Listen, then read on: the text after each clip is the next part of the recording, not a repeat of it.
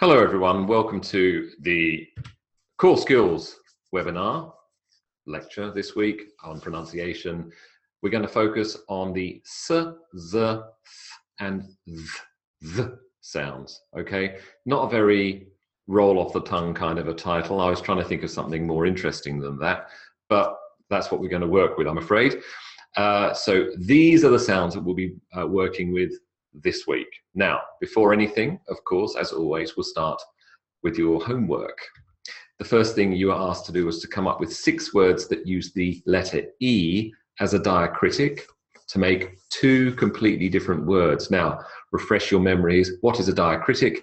It's either an accent or a letter or a symbol that is used to change the sound of the words in the sentence. So E is a very common diacritic in English. It came up in last week's lecture because we were talking about silent letters. So why do we have silent letters? Well, one of the reasons for having silent letters is that they work as a diacritic.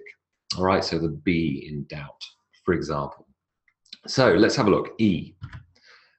Then the other thing was to come up with 6 words that are commonly used in English that originate in a foreign language. You need to define the word and identify its origin. Okay, so there are 2 slightly separate things, but all of it related to basically why do we have silent letters in the English language? Why is English so ridiculous as far as the way that it is spelt and therefore pronounced? Okay, let's have a look then. So the 6 words that use the diacritic E, the ones I came up with, I hope you came up with a good number as well. I came up with tap and tape, nap and nape, trip and tripe, cop and cope, mit and might, and shut and shoot. All right. Now, it's likely that you'll know some, if not all, of these words.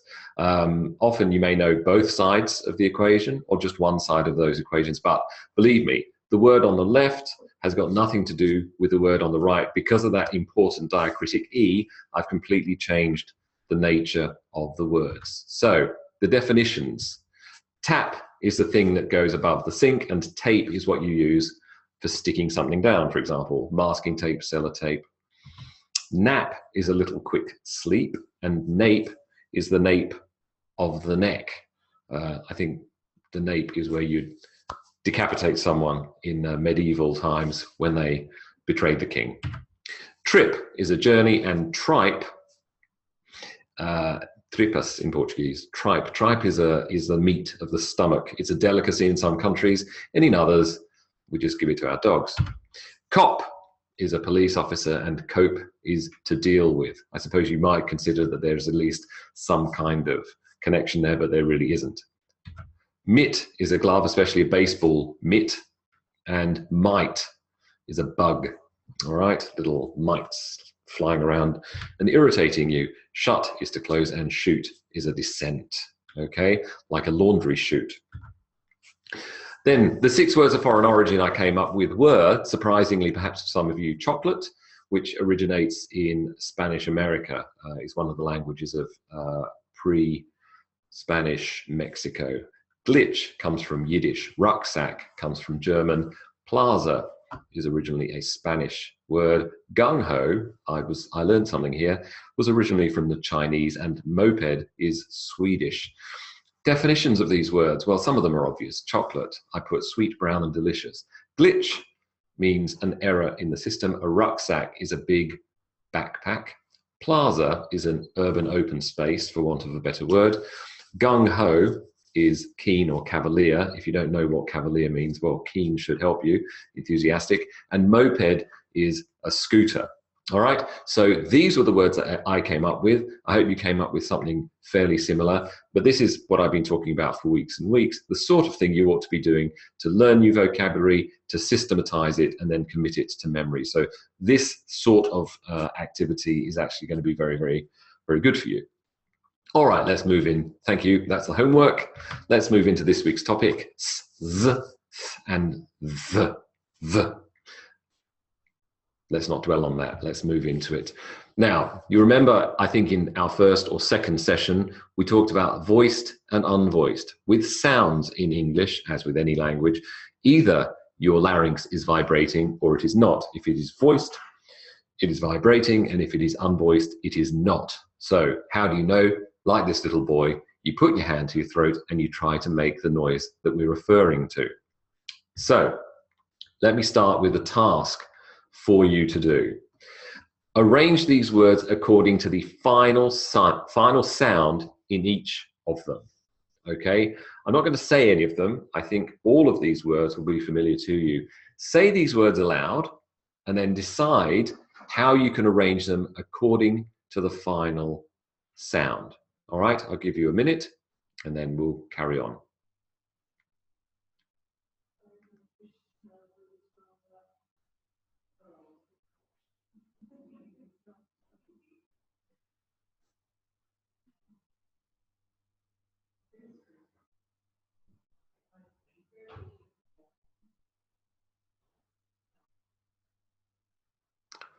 Okay, so I hope you had a chance at least to say those, if not actually arrange them according to the final sound.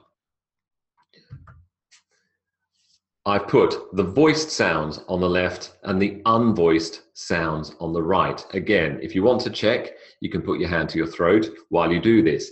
Goes, knows, feels, flies, believes, spans, screams, and views. Okay, so all of those words have a z sound, and z is most definitely vibrating the larynx. Whereas the words on the right are all s sounds, unvoiced. Likes, parts, sorts, writes, wants, briefs, hopes, and thinks. Okay, so I've organized those into two very distinct columns, voiced and unvoiced. So far, so good. How can we tell if it's a s or a z? Well, if you remember the work we did with ED pronunciation a few weeks ago, with ED at the end of the word, your focus has got to be at the penultimate sound. If you're not sure what penultimate means, it's one before last. It's a fancy way of saying the one before last. So the sound before the last sound is what you need to focus your attention on. You'll notice here, I put all of the final things, final S's, I put them in red, so you could identify, at least see, that the final sound is there waiting to be identified. So let's look at the penultimate sounds. When the sounds are like these ones, then the final S is an unvoiced S. So as an example, we have like. Like. The final sound like is k. Part. The final sound of part is t. Hope. The last sound of hope is a p. And sniff. The final sound of sniff is a f. So when the final sound is any of those four sounds, it's an unvoiced s sound. Likes, parts, hopes, and sniffs. Now, one of the reasons I'm doing the s and the s sound this week is because a lot of language groups underpronounce the conjugation. And I'm especially thinking about Southeast Asia and South Asia.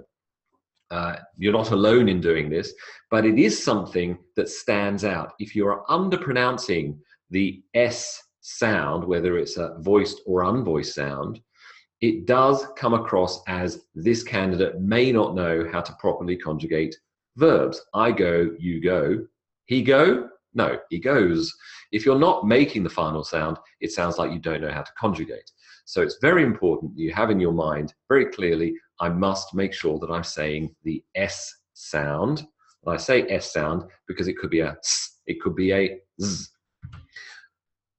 When you have these sounds on the end, and you add the S, it is a voiced Z. So believe becomes believes, feel becomes feels, and scream becomes screams. So the V, the L, and the M all would have a Z sound after them. It's never screams, feels, believes.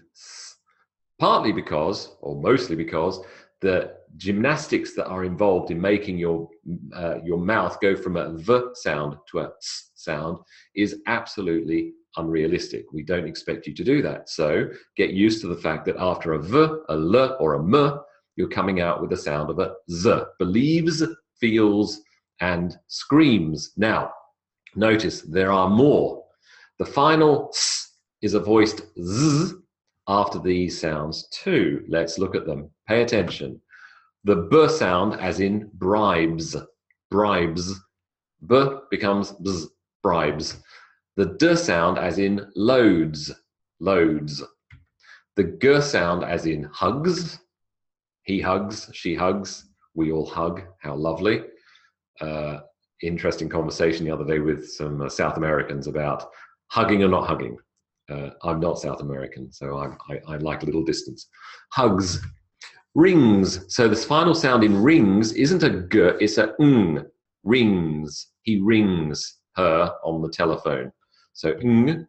Now here we have the schwa. Remember the schwa again from a few weeks ago, the sound.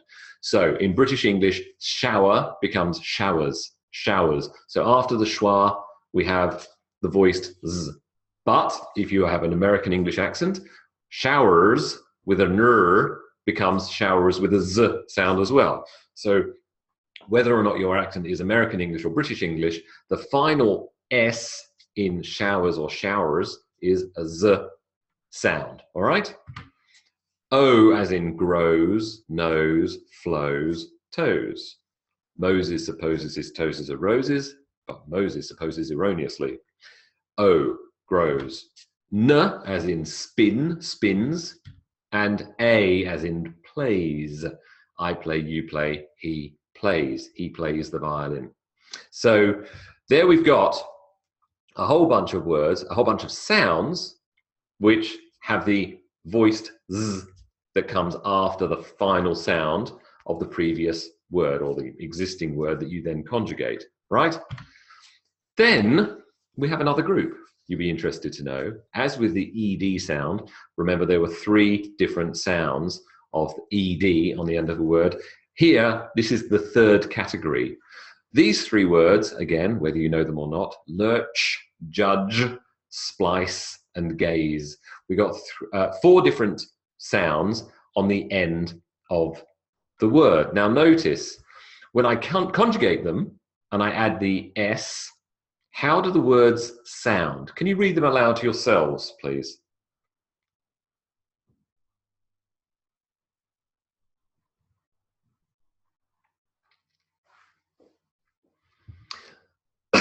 So what we've got are lurch becomes lurches, judge becomes judges, splice becomes splices, and gaze becomes gazes. Now I hope what you've noticed is the is sound on the end. Is. Lurch, lurches, judge, judges, slice, slices, and gaze becomes gazes. Now, after these sounds, the S is a Z. Here's some more examples. Catch becomes catches, dodge becomes dodges, kiss becomes kisses, and prize becomes prizes. So the ch, j, s, and z is followed by is. All right? Now, remember, this is all absolutely crucial in general pronunciation, but especially in relation to the conjugation of verbs. All right? So please make sure you've got that clear in your mind. So I'm going to show you something now. Look at this passage. Don't worry too much about what it means because it's all a bit nonsense, but grammatically it makes sense, so bear with me. Identify all of the different final S pronunciations that we've got in this passage, okay? I'm going to give you a minute, read the passage, and look at the final S pronunciations, okay? You'll see all 3 examples, the S, the Z, and the IS sound.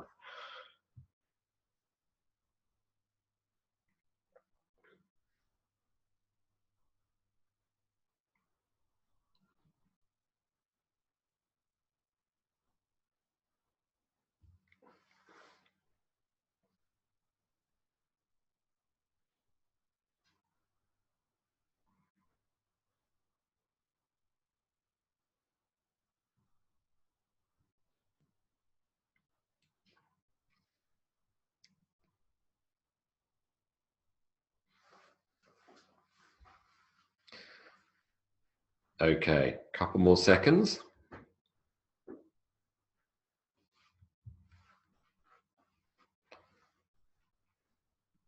Okay, so not to keep you quiet for too long, I hope you managed to read that aloud to yourselves for the time being.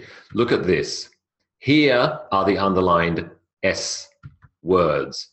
It says in the books that both bridges and lodges are examples of spaces where leeches and spiders proliferate. Such habitations are points of reference for these creatures, though all dark nooks, crannies, and crevices are favoured by the beasts. Okay? I'm quite proud of that. Okay, so there you've got it, a whole bunch of S sounds. I've underlined the words. Now let's break that down a little further. Let's break it down so that we can identify where the different sounds are, the different ending sounds with the S words. So first, let's identify the unvoiced S sounds. S.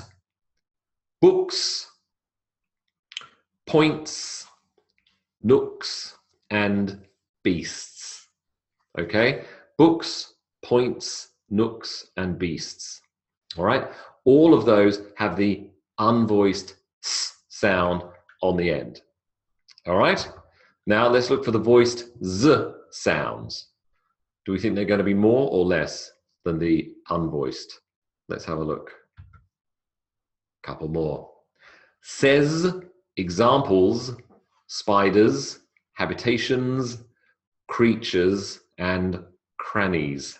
Okay, I'm not going to worry about nooks and crannies and crevices, but needless to say, they are real words. You can look them up afterwards. Says, examples, spiders, habitations, creatures, and crannies. They're the Z sounds. Now that leaves you, hopefully you identified these.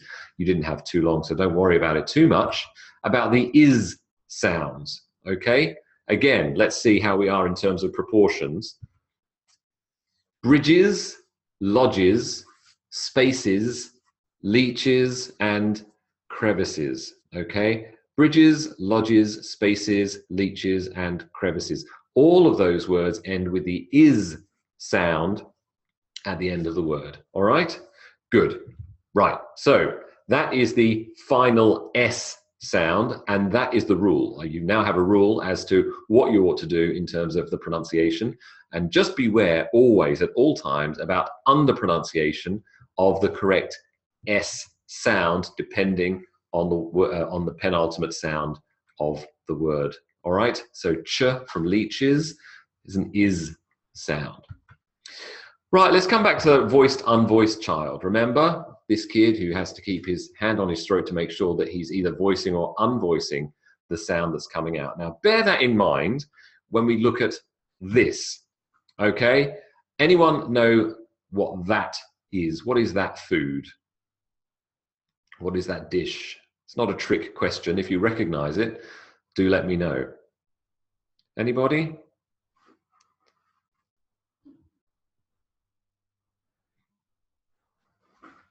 No? Somebody? Okay. You've got it right. Well done. Okay. This is, well, TAPAS. I'm not going to say the word yet because it's relevant. It's Spanish and it's very popular. I must say, although I do like this, it's a big selection of different kinds of food, although I absolutely cannot stand olives. For the life of me, I cannot stand olives. Anything with olives in, I completely just I gag and I throw it away.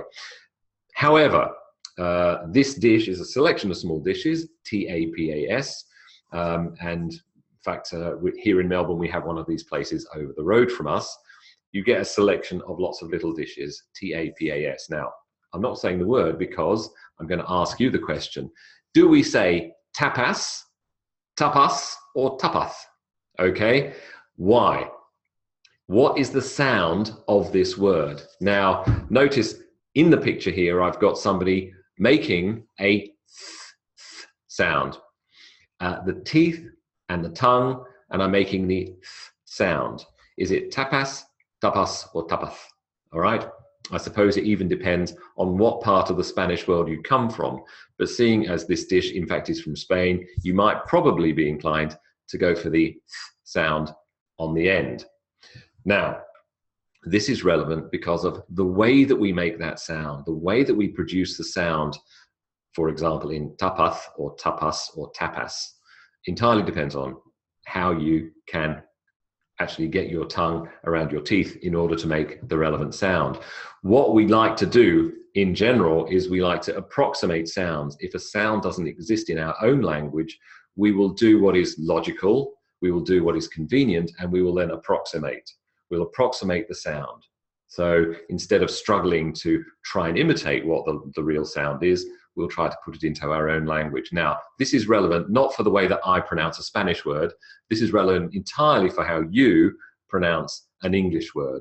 Sometimes you can get away with it, but most of the time you cannot. A good example is, as we talked about place names recently, London. It is not London, ever. It's London. So you need to get as close to that as you possibly can. So here we're concerned about the th or th sound in words. Now, the tapath, let's go with tapath, let's say, is the final sound voiced or unvoiced? Remember the little boy? That sound, that little sort of, not exactly a circle, but that symbol with a line through it is unvoiced, okay? So we have two ways of making the TH sound in words. Now, I'm not going to say any of these words. I want you to read these words aloud to yourself, read them aloud, and then feel on your throat as you read them aloud whether the TH sounds in each of them, and I put them at the beginning of the words intentionally, read the words aloud and decide whether the word is voiced or unvoiced for the TH. All right, take a few seconds.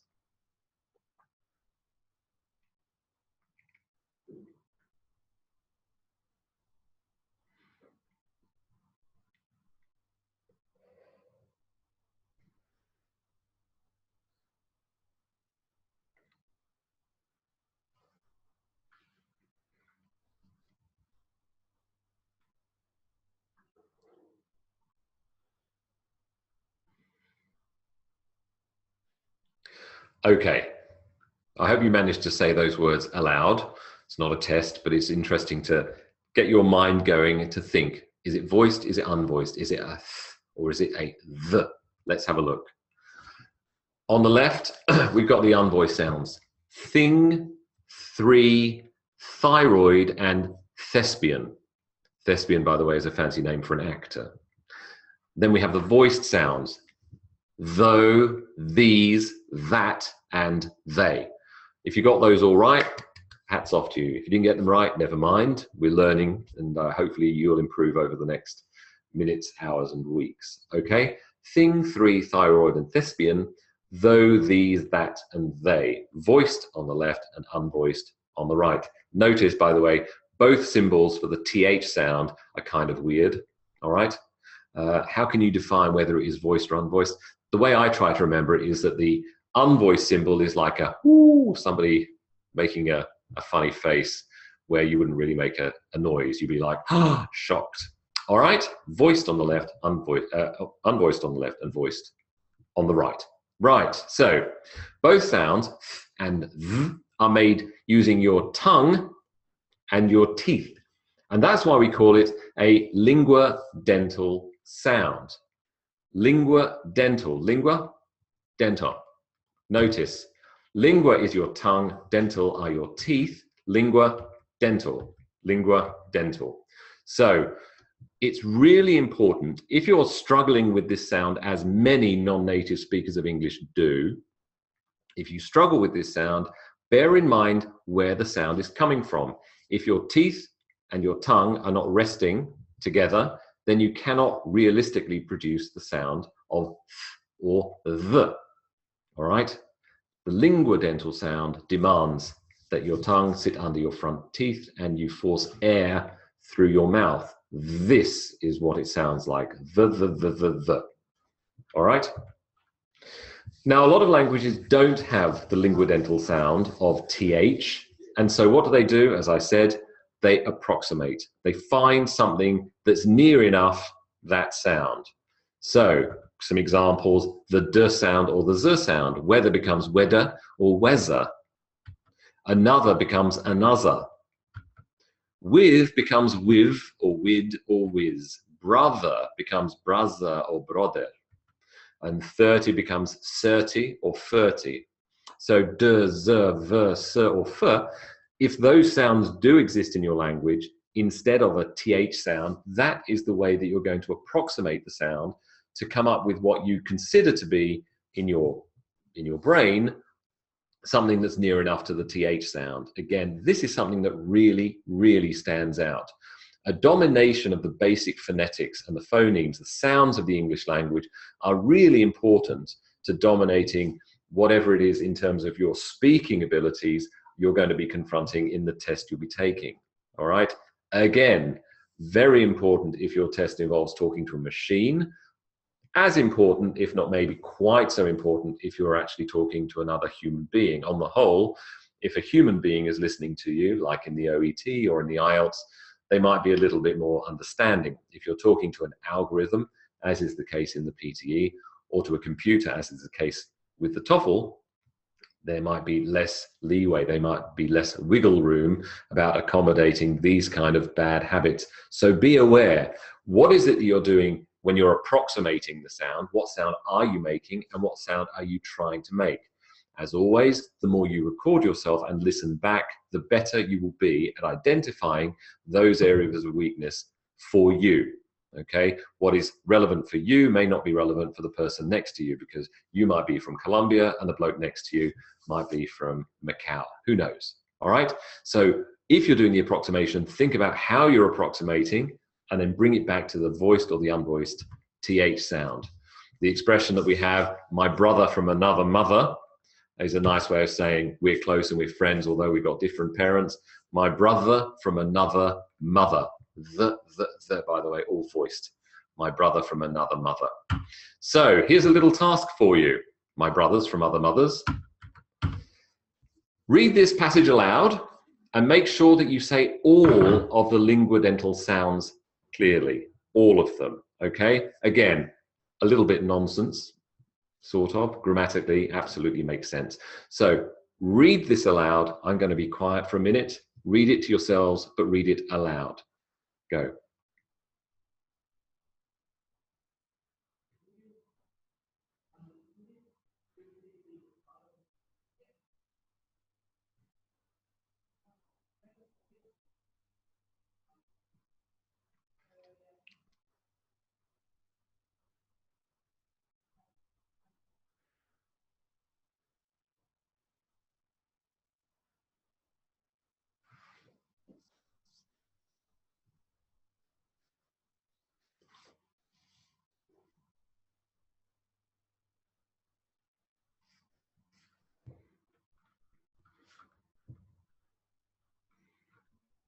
Okay.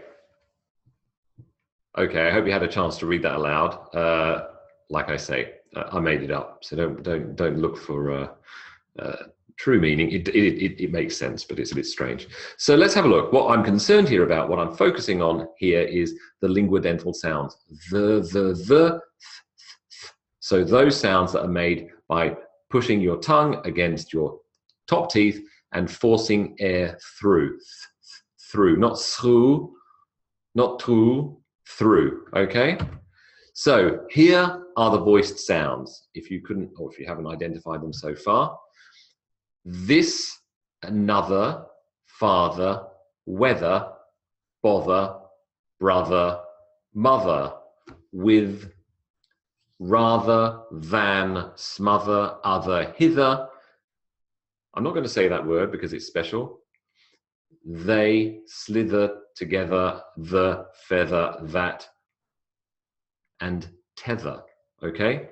So those are the th, voiced th sounds. These are the unvoiced th sounds. Third, Thursday, month, Tabitha, three, thankful, and thespians. Again, I mentioned the word thespian is actors. Tabitha, I don't know if anyone is, no one's going to be old enough to remember Bewitched, but the baby in Bewitched was little baby Tabitha, I think, the little blonde baby who also had magical powers. Or was it the mother? I can't remember. So anyway, so you've got the unvoiced sounds of the th, third, Thursday, month, Tabitha, etc. And then you've got those voiced ones, brother, mother, hither, the, and tether. All right? Now, there is an exception. There is something slightly different, and that is the odd word out. I kind of touched on it before, but I don't know if you've ever heard of the expression in English, hither and tither. It's not thither. The expression is hither and tither, even though we spell tither th. That's an example of a th which is pronounced t. All right? So hither and tither means all over the place. We went hither and tither means we went all over the place. So that's the only exception. Otherwise, everything in this sentence follows the voiced or unvoiced pattern of the th sound. Okay? So here's some homework for you to get on with for next week. First, I'd like you to come up with 5 words each with the is, with the s, and the z sounds when you conjugate them. So that means come up with 15 verbs, effectively, conjugate them, and make sure that they're in 3 columns. Okay? So there's an is column, a s column, and a z column. Remember the activity we did earlier on? After this is uploaded to YouTube. If you need to go back and check and just go back and look, then by all means go back and have a look at that. But 3 columns, 5 words in each, which you then conjugate. As always, of course, especially if it's new words, make sure that you've defined them and you know what those words mean. Then you also have a little bit of work. Come up with 15 words that have the th and the th sounds as the first, the middle, or the final syllable. Okay, so 3, it's at the beginning, with, okay, 30th. Oh, that's a good example where you've got at the beginning and at the end. So I want you to come up with a variety of words, 15 in total. So you've got a good mixture of words where you've got a th sound at the beginning, a th sound somewhere in the middle, and a th sound at the end. It doesn't have to all be the same word. So 30th or 13th, don't worry, you don't all have to be that creative. Come up with words that follow those criteria. Okay? So, as always, upgrade now if you haven't done so already. And I really appreciate everyone coming. And as always, I'm very happy to take questions for the following few minutes. If you want to put your questions into the Q&A or into the chat box. All right, thanks a lot.